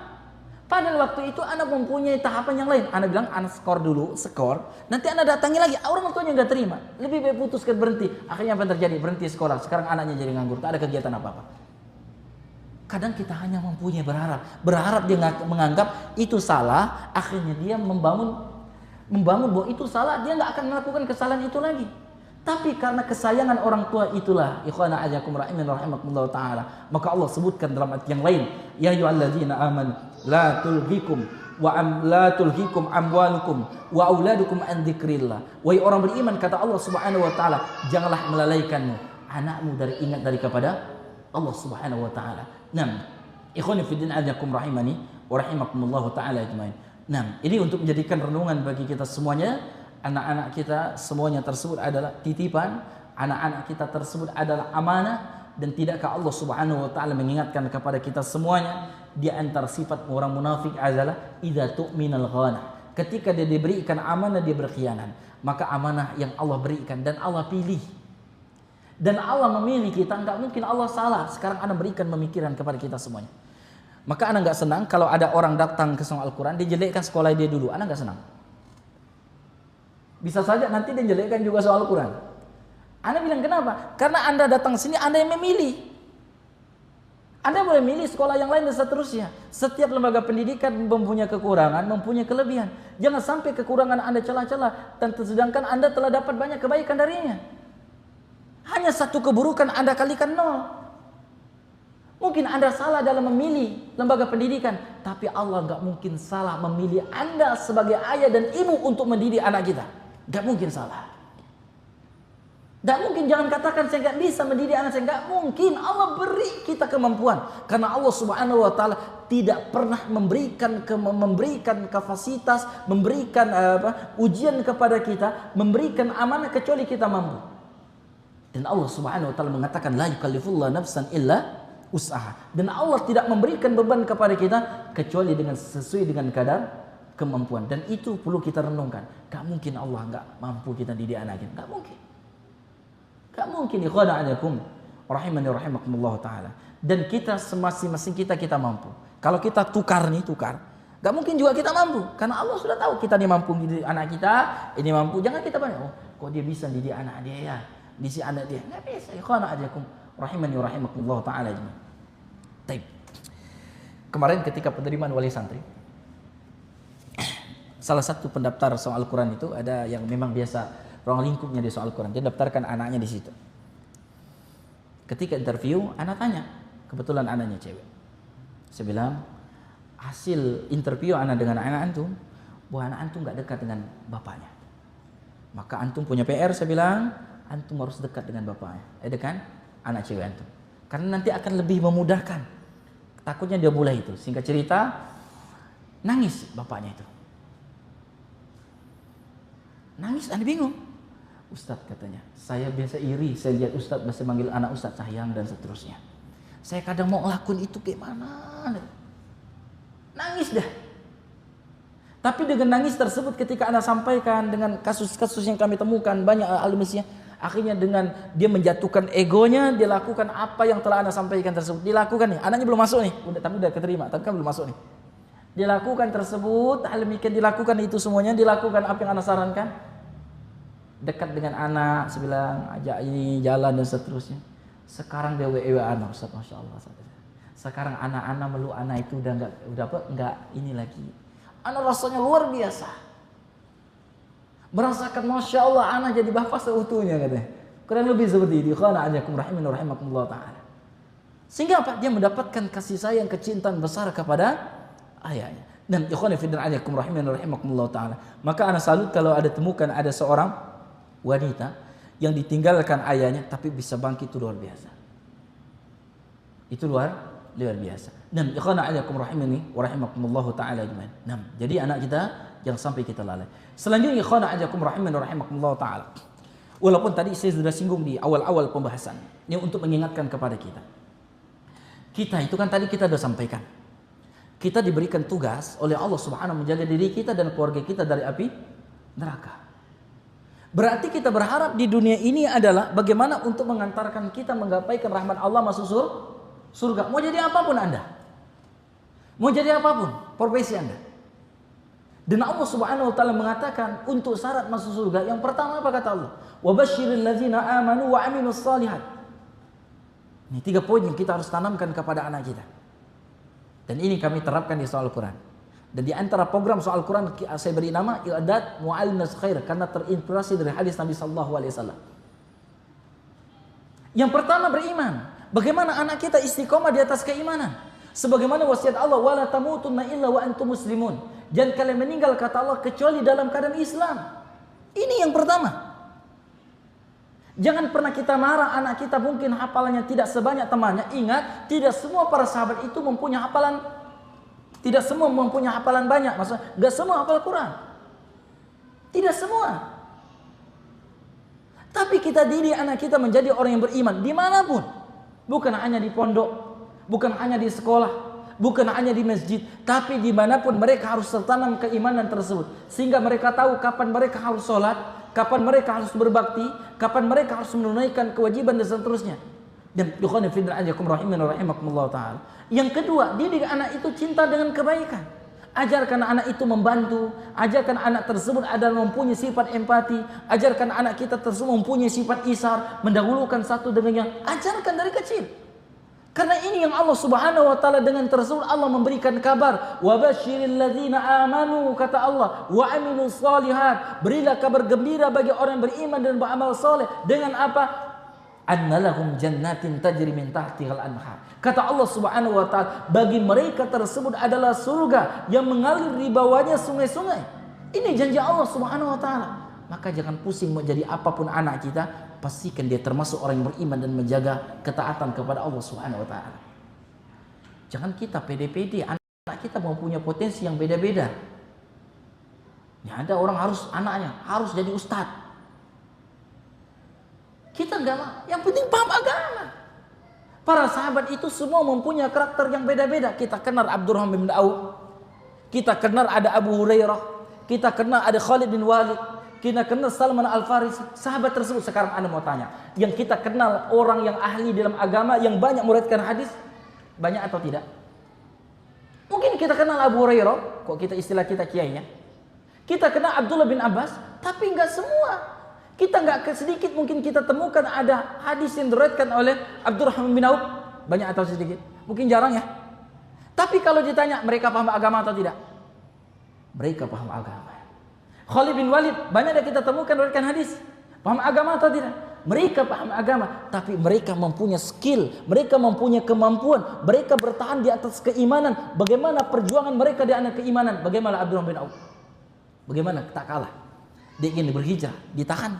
Harus ditinggalkan seluruh harta. Apa ditinggalkan seluruh hartanya. Datang ke Madinah dalam keadaan enggak punya apa-apa. Keimanan sudah menancap. Keimanan sudah menancap. Dia yakin seluruhnya akan ditinggalkan. Ikhwani fi din ajakum rahiman wa rahimakumullah taala. Ini yang kita didik anak kita, beriman, beramal saleh. Yang ketiga, ini yang penting. Tanamkan kepada anak kita sebagaimana Nabi sallallahu alaihi wasallam mengatakan khairun nas anfa'uhum linnas. Sebaik-baiknya manusia bermanfaat bagi manusia. Nah, kau mau jadi apapun, tapi tetap di atas keimanan. Jaga perintah Allah. Dimanapun kau berada, kau harus memberikan manfaat sesuai dengan apa? Pak, saya ingin jadi dokter. Doakan Bapak supaya mempunyai uang nanti bisa kau kuliah kedokteran. Tapi ingat, kau jadi dokter yang mempunyai kepedulian. Kau mempunyai dokter tersebut, kau mempunyai hati yang luar biasa. Ingatkan orang-orang yang sakit. Tidak sedikit orang-orang tersebut mendengar nasihat itu lebih nasihat dokter daripada ustadz. Betul tak? Anda sering berteman dengan dokter yang sampaikan, kalau antum obat, antum sampaikan, jaga sholat. Kadang nasihat antum lebih didengar daripada ustaz. Semampunya hal ini kan antum punya bos, antum jadi bos. Antum anak buah, antum ingatin sholat. Coba bayangkan, antum jadi bos, antum punya apa? Mungkin punya rumah makan atau semuanya. Karyawan antum suruh tutup aurat. Karyawannya antum suruh jaga sholat. Karyawannya dapat nafkah menafkah anak istri. Berapa kebaikan antum dapatkan? Dulu mungkin dia gak sholat, karena dengan bos nasihat lebih didengar. Ikhwani fi din ajakum rahiman wa ta'ala. Anak ini di antara metode anak di dalam berdakwah kepada keluarga. Kalau dia butuh cari kerja, misalnya, bang ada kenalan nggak? Oh nih kemarin ada sepupu anak kan ingin kuliah di mana? Ingin kerja, dia lulus Polnet, kerja di mana? PT Baik. Kebetulan kita ada ikhwah. Bilang bisa nggak? Tapi jalur ini tes, terima. Udah itu ada pesan. Pesannya apa? Antum kan atasan, suruh dia belajar, jaga sholat. Alhamdulillah, akhirnya terlaksana. Karena secara umum orang dengan atasan lebih ini. Maka itu kita harus tanamkan ya khana ajakum rahimahullah ta'ala. Jadi mau jadi apapun kita. Bagaimana anak kita memberikan manfaat. Anak kita bisa memberikan manfaat. Kalaulah dia mempunyai basic agama, dengan agama kau tinggalkan. Sebagaimana para ulama-ulama meninggalkan Imam Syafi'i. Bagaimana para ulama, Imam Ahmad dan para ulama yang lain, mereka tinggalkan itu semuanya. Anda mau jadi apa? Dengan ketentuan Anda jadi orang beriman. Dan terus motivasi adalah beramal kebaikan. Bukan hanya untuk menumpuk harta. Dan ikhwani fi din ajakum rahimani wa rahimakumullahu ta'ala ajmain. Maka anak pernah, ikhwani fi din ajakum rahimani wa rahimakumullahu ta'ala, ada wali santri yang berharap anaknya jadi ustaz. Kebetulan anaknya itu suka ngotak-ngatik. Kata orang buat player gitu, suka anaknya itu. Akhirnya Anda sampaikan kepada orang tuanya, Anda pikir, kok ustaz berpikir yang gitu? Anda bilang, Anda pernah, tadi Anda coba cerita dengan Pak Amri. Anda bilang, soal Al-Quran itu sebenarnya cerita asal mulanya soal Al-Quran itu hanya sebagai wadah untuk anak belajar agama. Karena belajar agama hukumnya wajib, sedangkan mondok tidak wajib. Kalau anak nggak mondok jangan dipaksa. Kalau anak antum pengen mondok, antum yang tanamkan dari kecil, nanti mondok ya, belajar agama, tanamkan. Kalau nggak mondok jangan dipaksa, karena mondok tidak wajib. Jangan sampai gara-gara antum paksa anak antum mondok malah jadi gak genah gara-gara terpaksa kabur, akhirnya yang juga Anda contohkan di antara sampel tadi. Ikhwana ajakum rahimani wa rahimakumullah ta'ala. Tapi Anda sering menanamkan kepada santri Anda. Anda hanya minta Anda belajar. Mungkin Anda tidak belajar agama. Mungkin setelah di soal Quran ini hanya 3 tahun Anda mencukupkan untuk belajar agama. Tapi mudah-mudahan itu menjadi bekal. Minimal untuk kepribadi untuk kalau menikah bisa didik anak, ngajar Al-Quran, ngajar ini dan seterusnya. Ini saya sampaikan, mungkin satu saat kalian ada jadi bos, ingatkan mereka di kebaikan. Mungkin kalian bisa ngajar dengan apa kasih, mungkin ngajar Al-Quran, ngajar Iqra, nggak jadi masalah. Sehingga kalian bisa mengajar, nggak jadi masalah. Mungkin tak bisa ngajar kepada anak dan istri. Dan anak sering juga mengajarkan berpikir keras kepada ada orang tua yang terlalu ambisi anaknya jadi ustadz. Anda sampaikan. Sekarang gini Pak, saya bilang, anggaplah di Pontianak ini pondok 10. Padahal pondok banyak ya. Anggap setiap tahun mengeluarkan alumni 10, padahal lebih. 10 kalau 10 kali 10 berapa? 100 ustadz. 100 ustadz siapa yang dengarkan? Setiap tahun. Setiap tahun berarti kalau dalam keadaan 10 tahun udah 1000 ustadz.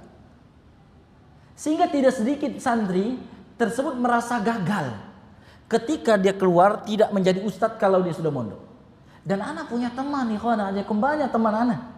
Awalnya karena tuntut kerjaan di pelabuhan, bukan anak nyalain kerja pelabuhan, akhirnya ikut temanan jadi minum dulu mondok. Karena tidak dibekali, mungkin karena dipaksa, juga karena tidak disalurkan. Hal demikian ikhwan fillah ajakum rahimani rahimakumullah taala. Maka anak senang kalau ada teman-teman biasanya, "Ustaz, ada enggak santri yang mau kerja?" Kadang-kadang rekomendasi kan nih, antum kerja di sini. Minimal apa? Dia jaga sholat dia. Minimal itu ikhwan. Tidak sedikit pekerjaan untuk sholat susah dijaga ikhwan ajakum. Susah dijaga. Maka bersyukurlah kalau kita bisa kerja di satu tempat sholat kita bisa jaga. Karena berapa banyak orang ada kerja, sholat ditinggalkan gara-gara kerja. Tidak sedikit ada orang yang tidak bisa berpuasa gara-gara kerja. Nah, ikhwan fillah ajakum rahimani rahimakumullah taala. Maka didiklah anak kita tersebut mau jadi apapun dia, yang penting bisa memberikan manfaat kepada manusia. Kau jadi orang yang beriman sebagaimana Nabi sallallahu alaihi wasallam mengingatkan kepada seorang sahabat. Ketika seorang sahabat tersebut minta nasihat kepada Nabi sallallahu alaihi wasallam, sampaikan nasihat ya Rasulullah yang membuat aku tidak bertanya kepada Anda lagi atau kepada orang yang lain setelah Anda atau kepada siapa lagi. Maka Nabi sallallahu alaihi wasallam mengatakan, "Qul amantu billah tsumma istaqim." Katakan kau beriman, kemudian istiqomah di atas keimanan. Dan Nabi sallallahu alaihi wasallam pernah didatangi seorang sahabat, dia berharap dia masuk surga bersama Nabi sallallahu alaihi wasallam, maka Nabi suruh apa? Perbanyaklah sujud. Ini menunjukkan kita beramal soleh. Kita mempunyai sesuai kapasitas kita, punya ilmu, punya harta, punya tenaga, apa yang bisa kita berikan. Kita semua bisa mengambil kebaikan sesuai dengan kadar kemampuan. Selanjutnya kita ikhwana ajakum. Nabi sallallahu alaihi wasallam memberikan perumpamaan orang beriman itu banyak. Di antaranya apa? Seperti bangunan. Di antaranya apa lagi? Seperti jasad. Di antaranya apa lagi? Nabi sallallahu alaihi wasallam seperti apa? Seperti lebah. Itu diberikan perumpamaan, bukan sekedar perumpamaan. Contoh, Nabi sallallahu alaihi wasallam berikan perumpamaan sejarah bangunan. Kita mempunyai kapasitas sesuai dengan contoh. Bangunan ini bangun, itu kira-kira satu komponen atau banyak komponen? Banyak, ada pasir, ada semen dan seterusnya. Ada yang mungkin tidak dipandang tapi punya peran yang besar. Nah, kebetulan sini ada Bang Yudan ya, biasa ngerjain bangunan. Kalau pernah lihat kerja bangunan ya, kalau besi itu, nah kebetulan anak kan sering kontrol bangunan. Bangunan kan besi itu diikat dengan kawat ya. Kawat itu dipandang mungkin biasa kecil, tapi kalau nggak ada dia, tukang susah kerja. Dan bangunan bagaimana untuk berdiri? Begitulah kita mungkin tidak bisa memberikan manfaat luas, tapi manfaat apa yang kau bisa berikan? Jangan sampai kita hidup tidak bisa memberikan manfaat. Nabi memberikan perumpamaan seorang beriman itu seperti bangunan. Selanjutnya, seperti satu jasad. Tidak ke satu jasad satu dengan yang lainnya, ikhwana ajakum. Tangan, mata kita, telinga kita, kaki kita dan seterusnya. Tersebut ikhwana ajakum. Kita bisa membuatkan apa yang kita ada pikiran kita bisa tertulis dengan kerja tangan. Tangan mensupport, saling mensupport satu dengan yang lainnya. Apa yang kita bisa berikan? Lanjutnya Nabi sallallahu alaihi wasallam memberikan perumpamaan seperti lebah. Lihat lebah datang ke satu pohon, rusak ada pohonnya? Rusak tidak. Maka orang beriman jangan jadi perusak. Selanjutnya ketika lebah tersebut keluar mengulang lari atau semuanya meninggalkan apa? Maju. Maka kita mempunyai motivasi apa yang kita akan berikan manfaat sesuai kapasitas kita, sesuai ilmu kita, mau ilmu agama maupun ilmu dunia.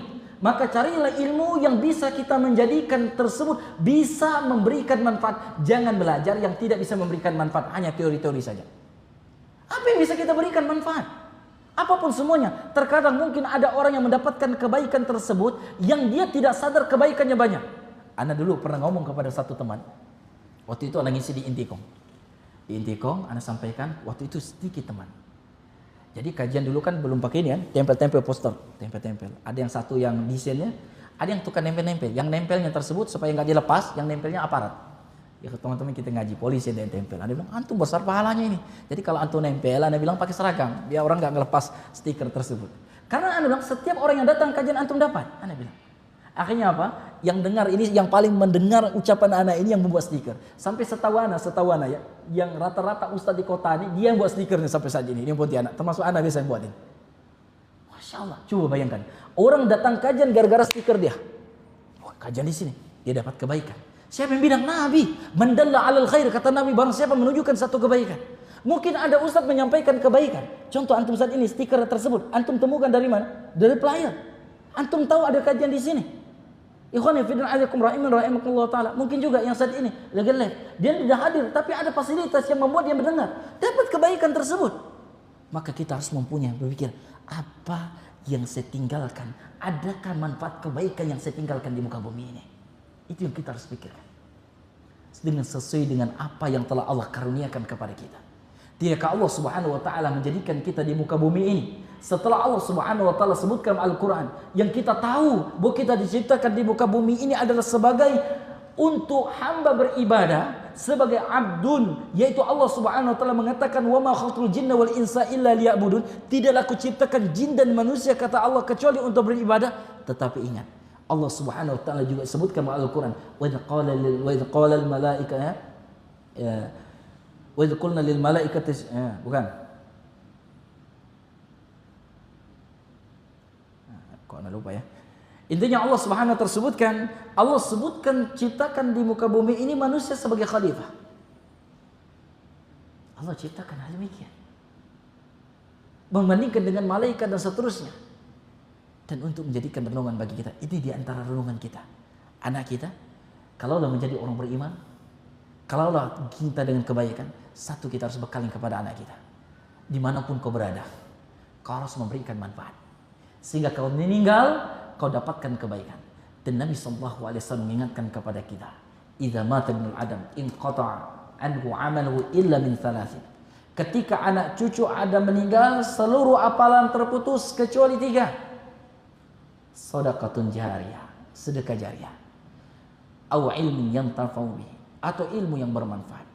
Aw waladin shalih yad'u lahu, atau anak yang soleh yang mendoakan. Ana akan menjelaskan hadis ini dengan cerita. Ana pernah didatangi seseorang ibu dan 2 orang anak. Betul, anak itu laki-laki dan perempuan.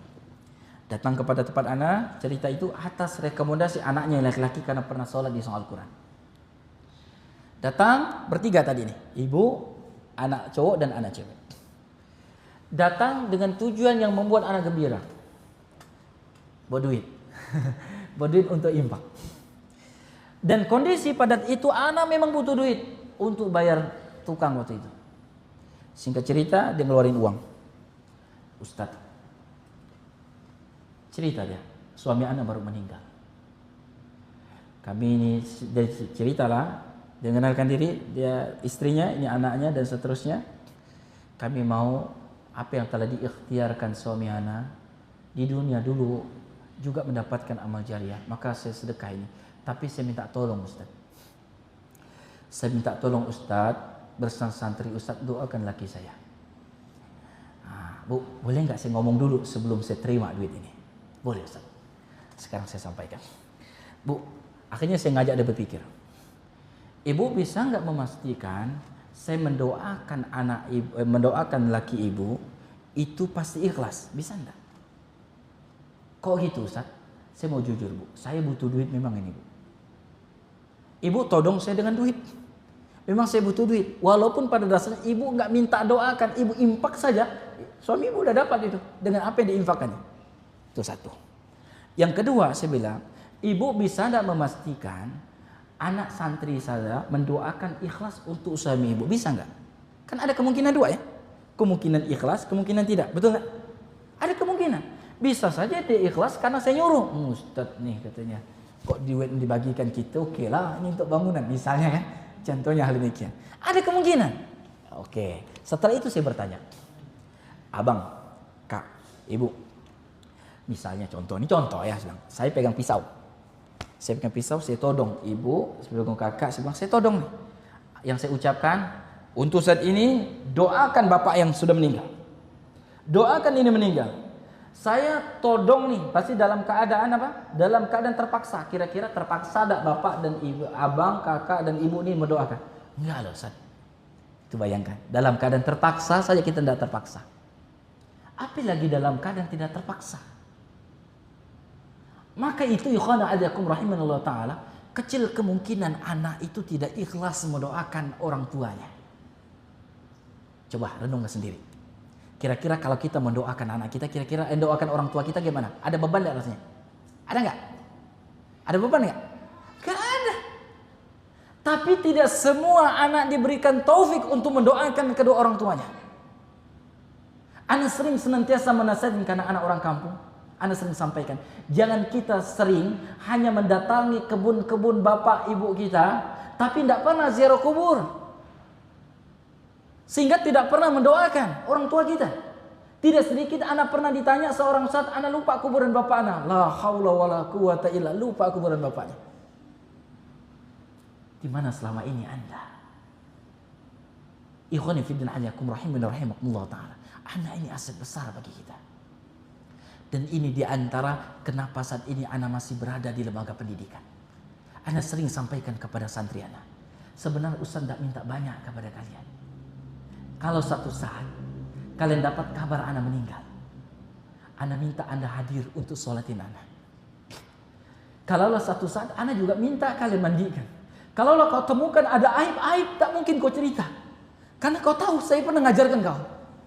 Mungkin kau temukan ada aib-aib saya, kau tidak akan cerita. Kalaulah kau tidak hadir, saya yakin kau akan doakan. Kau akan merasakan saya pernah ngajarkan kau. Itu diantara motivasi anak kenapa anak masih di lembaga pendidikan. Karena saya tidak tahu apa yang bisa saya banggakan dari amal saya. Sholat saya, puasa saya, sedekah saya, ilmu saya nggak tahu. Apakah ada yang bisa hal demikian? Bagi ikhwani fillah ajakum rahimin rahimakumullah ta'ala. Dan ana juga sering senantiasa memotivasi untuk orang tua, untuk menjadikan partner saya untuk mendidik anak. Pak, Bu, kalaulah satu saat kita meninggal, kita disolatkan jutaan ribuan orang tersebut, di antara yang hadir tersebut anak kita. Kita tidak bisa memastikan yang hadir tersebut adalah menyolatkan kita, mendoakan kita. Allah wafirlahu warhamhu, mengatakan ya Allah ampuni dosa kedua orang dosanya. Tapi kita bisa pastikan anak kita pasti ikhlas mendoakan kita. Ini orang tua anak kita, aset kita besar, bapak dan ibu yang semuliakan karena Allah Subhanahu wa ta'ala. Dan tentu kita mempunyai harapan besar. Kita bukan hanya kumpul di rumah kita, tapi Allah Subhanahu wa ta'ala mengatakan walladzina amanu wattaba'atuhum dzurriyyatuhum biimanin alhaqna bihim dzurriyyatahum. Dan orang-orang beriman yang anak cucu ikut dalam iman kami, kumpulkan mereka di dalam surga.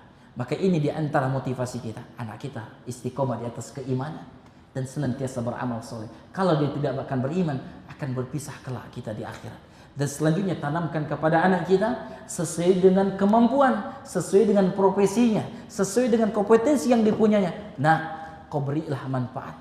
Kau tinggalkan sesuai dengan manfaat yang kau berikan. Apa yang kau bisa berikan? Apa yang kau bisa berikan? Apa yang kau bisa berikan? Ikhwana ajakum rahiman rahimakumullah ta'ala. Andaikan yang menemukan lampu ini orang beriman, berapa kebaikan yang didapatkan? Andaikan hal demikian. Maka ikhwani fillah ajakum rahiman rahimakumullah ta'ala, kita mempunyai potensi yang berbeda-beda, mempunyai kemampuan yang berbeda yang Allah Subhanahu wa ta'ala berikan. Tetapi kita semuanya mempunyai kemampuan.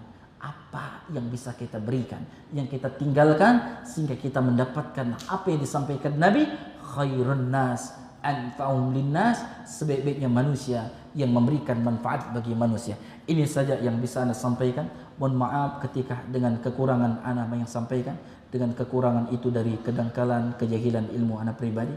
Ada waktu kurang lebih 30 menit. Jika ada pertanyaan yang bisa Anda jawab, Anda jawab. Yang tidak bisa, wallahu a'lam bishawab.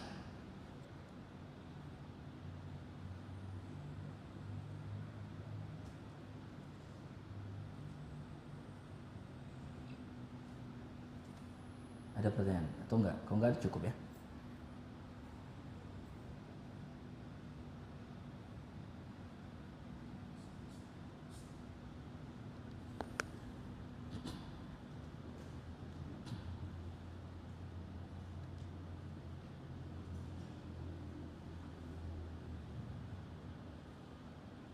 Ibu-ibu ada pertanyaan? Cukup? Cukup? Nah. Hah? Ada?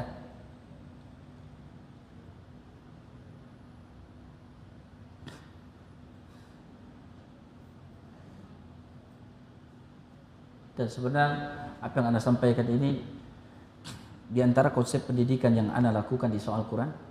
Dan ini sebenarnya udah tahapan Anda mau jadikan tulisan. Mudah-mudahan ini bisa bermanfaat dan kita mempunyai motivasi yang besar untuk kepada anak kita. Mau jadi apapun dia, yang penting menjadi orang beriman dan orang cinta kebaikan dan dia bisa memberikan manfaat sesuai ini. Kalau anaknya pintar, punya duit, jadi dokter boleh.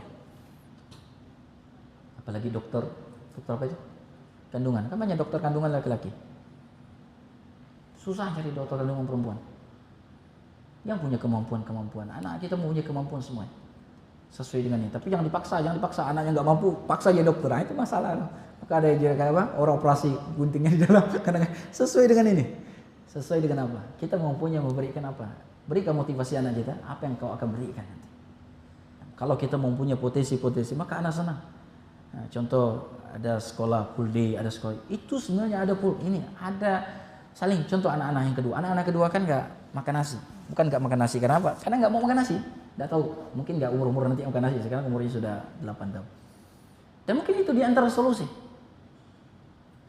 Kita harus berpikir apa yang kita bisakan untuk memberikan solusi untuk penting anak itu tersampaikan. Anak tersebut ada tumbuh dengan keimanan, tumbuh dengan cinta dengan kebaikan, dan tumbuh menjadikan penebar, pemberi manfaat dimanapun mereka berada. Nah,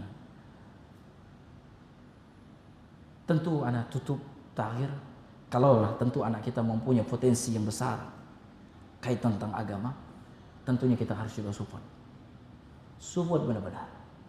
Mudah-mudahan itu tersebut menjadikan pencerahan untuk menjaga kita dan seterusnya. Jangan pula anak-anak kita semua dia punya kemampuan agama, kita tidak support ya. Nah, ada yang mereka mempelajari agama tersebut adalah hanya untuk fardu ain, ada yang fardu kifayah. Nah, tetapi fardu ain itu tidak bisa tawar-menawar, mau jadi apapun dia tetap harus belajar agama. Nah, ini kita harus hilangi mindset orang, tidak sedikit orang yang menganggap sebagian dulu orang yang belajar agama itu yang ingin cita-cita jadi ustaz. Dan anak baru tahu, rupanya di KTP tersebut ada pilihan jadi ustaz. Jadi anak waktu di ngurus KTP, anak kan biasa kalau nggak nulis awal-awal kan tulis pelajar gitu. Dia itu anak tulis itu, Ustaz mau tulis apa? Tulis wirausaha saja. Ini ada nih Ustaz. Oh, Ustaz. Nah, janganlah bilang tulis wirausaha saja bilang. Nah, kebetulan anak ada usaha kecil-kecil ya, wirausaha. Ada pilihan tuh Ustaz. Betul kan? Ada. Masa anak baru tahu ketika, oh ada pilihan Ustaz ya. Dan anak pernah juga lihat KTP teman itu, Ustaz. Bilang mantap antum bilang KTP Ustaz. Anda bilang anak enggak tulis Ustaz bilang. Nah, kita mengamalkan apa sesuai dengan ini. Nah, tetapi juga tidak Anda mengatakan itu enggak ada ini ya. Maksudnya tidak harus kita ya, anak belajar agama, dia mempunyai potensi yang lain, silakan. Mau jadi kontraktor, mau jadi apa, sehingga motivasinya itu banyak. Tetap motivasinya. Anda sering sampaikan kepada teman kita nih kerja, jangan sama seperti orang-orang yang lain. Pertama kita orang beriman, apalagi kita ngaku kita sering ikut kajian. Motivasinya beda. Motivasinya apa? Kita bekerja untuk nafkahi anak istri. Tidakkah setiap nafkah dan anak istri yang diberikan suami itu terhitung sedekah? Apalagi motivasinya? Kalau ada punya harta lebih untuk berbakti kepada kedua orang tua. Motivasinya apalagi? Untuk bisa menunaikan kewajiban Allah untuk haji. Motivasi kita itu. Jangan motivasi apa? Aku nanti aku mau bangun rumah. Aku ini bukan salah bangun rumah, enggak salah. Tapi kecil mana motivasinya? Ya, enggak masalah antum tetap bangun rumah. Tapi kalau bangun rumah motivasinya juga beda. Ana berharap kalau rumah ana bangun, rumah ana bisa istri ana, anak-anak enak tinggal situ. Sehingga ana bisa mengajar anak, bisa waktu ini bisa enak. Anak-anak bisa diarahkan. Motivasinya jangan hanya sekedar. Dan orang tersebut, ikhwana alaikum rahimin rahimakumullah taala, ada melakukan amalan yang sama tapi berbeda-beda.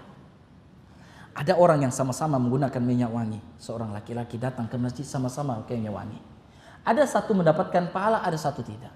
Karena satu karena niatnya. Niatnya untuk melakukan ibadah, melakukan sunnah. Satu karena ya orang semua pakai minyak wangi ikut saja. Maka kita juga harus motivasi berbeda. Motivasi kita apapun profesi kita harus mempunyai motivasi untuk melakukan kebaikan. Untuk melakukan kebaikan dan seterusnya. Baru kemarin, ana didatangi teman dia kata, Ustaz, ana nih kadang capek udah kerja, Ustaz. Kadang ana mau ikut kajian, kadang ana udah capek. Ustaz, kira-kira ini ana cinta dunia dah ya, Ustaz. Antum tunjuk sendiri saja, ana bilang. Soalnya kan antum bisa, ana bilang. Antum misalnya antum dia kebetulan kerja dia kotor gitu. Ana bilang kan misalnya antum nggak bisa kajian di Song Al-Quran, antum bisa mandi, antum cari kota. Habis kajian maghrib, antum baru pulang. Kan minimal seminggu sekali untuk mengecas keimanan kita. Karena kita punya kewajiban, kita punya anak dan istri. Anak istri kita wajib untuk mengajar mereka. Kita mendidik mereka, kita mempunyai hal-hal yang dasar kita bisa mengingatkan dia. Minimal saya bilang. Kalaulah kita tidak bisa, yang penting kita sudah punya usaha. Kalau enggak sekali, jangan kita seperti hanya ibaratkan kita mempunyai kewajiban hanya memberikan sandang pangan anak saja. Ya itu kewajiban kita. Tapi bukan hanya sekedar. Kalau motivasinya sekedar, apa bedanya kita dengan orang-orang yang tidak beriman, dengan orang-orang yang tidak mengenal agama dan seterusnya. Ini saja Anda sampaikan, dan tentu Anda sampaikan di awal tadi, tentu Anda menyampaikan tidak sedikit pun ingin menggurui antum dan semuanya, dan juga itu bukan merasa yang lebih baik di dalam mendidik, tetapi hanya berbagi dengan pengalaman, dan Anda berharap juga ini di antara ilmu yang kita terapkan kepada anak-anak kita dan anak-anak didik kami, dan semoga kita semuanya menjadi dikaruniai anak-anak keturunan anak yang soleh dan solehah, anak yang bisa senantiasa istiqomah di atas keimanan, yang gemar dalam melakukan kebaikan, yang selalu senantiasa mempunyai jiwa apa yang akan diberikan manfaat sebagaimana disampaikan oleh Nabi sallallahu alaihi wasallam. Dan tentu yang bisa kita lakukan di antaranya yang bisa tidak tawar-menawar yaitu doa. Jangan pernah bosan untuk berdoa, jangan pernah bosan untuk mendoakan anak kita. Lihatlah Nabi Ibrahim alaihissalam berdoa kepada Allah Subhanahu wa taala agar diberikan keturunan anak itu kurang lebih 83 tahun. Kalau kita pernah mengeluhkan anak kita, kenapa anak saya begini? Pertanyaannya, berapa lama Anda mendoakan anak Anda? Berapa lama? Kalaulah kita tidak pernah temukan anak kita menjadi anak yang soleh, kita mungkin Allah menjawab kita, doa kita mungkin ketika kita telah meninggal. Anak pernah didatangi seseorang, ikhwana ajakum, untuk penutup kajian kali ini. Ingin masuk Islam. Kebetulan namanya sudah nama Islam, namanya Ridwan. Anda masih ingat namanya Ridwan, orang Makassar. Oh, gitu sama, saya bilang bapak ibu saya orang keturunan Makassar cerita. Saya bilang, oh iya, rupa cerita bapaknya Islam memang, tapi dia bukan Islam. Tapi bapak saya sering ngajak Islam, Ustaz, ngajak Islam ini, dan bapak saya meninggal dalam keadaan lagi sholat. Saya yakin, saya bilang, walaupun saya tidak memastikan, bapak, abang, dan abang sekarang masuk Islam di antara doa yang diijabah oleh Allah yang dulu pernah dipanjatkan bapak abang. Akhirnya dia masuk Islam. Setelah menikah dan punya anak, pisah, mau nikah yang keduanya. Kita tidak masalahkan mungkin karena dia menikah karena faktor ini. Enggak, jangan kita hujat. Yang penting dia masuk Islam. Karena banyak juga para sahabat masuk Islam gara-gara sebab pernikahan. Di antaranya adalah Abu Talha ketika menikah dengan Ummu Sulaim. Nabi khanifiddin ajakum rahimin rahimakumullah ta'ala. Jangan pernah bosan mendoakan anak kita. Dan teruntuk kepada ibu-ibu, khusus ibu-ibu, karena ibu-ibu yang paling sering ini. Walaupun bapak-bapak ada kemungkinan, kalau tidak mampu mendoakan kebaikan kepada anak kita, jangan kita hujat anak kita. Anak ulang, kalau kita tidak mampu mendoakan kebaikan kepada anak kita, jangan hujat atau doakan keburukan kepada anak kita. Tidak sedikit orang tua muda mengatakan anaknya mohon maaf bodoh dan seterusnya. Dan tidak sedikit anak itu memang tumbuh dalam keadaan bodoh, susah belajar dan seterusnya. karena ucapan seorang ibu. Karena itu ada landasannya. Nabi SAW menyebutkan di antara doa langsung diijabah oleh Allah, doa buruk seorang ibu. Maka berhati-hatilah seorang ibu dalam mengucapkan keburukan. Kalaulah tidak mampu mendoakan kebaikan, maka diamlah. Dan lebih baik lagi kalau kita dalam keadaan emosi, kita doakan kebaikan kepada anak kita. Wallahu a'lam bishawab. Ini saja yang bisa Anda sampaikan, dan ini mudah-mudahan sedikit untuk kebaikan bagi Anda pribadi dan kita semuanya. Wassallallahu ala Muhammadin wa ala alihi wa sahbihi ajma'in. Subhanaka Allahumma wa bihamdika asyhadu an la ilaha illa anta astaghfiruka wa atubu ilaik. Wassalamu alaikum warahmatullahi wabarakatuh.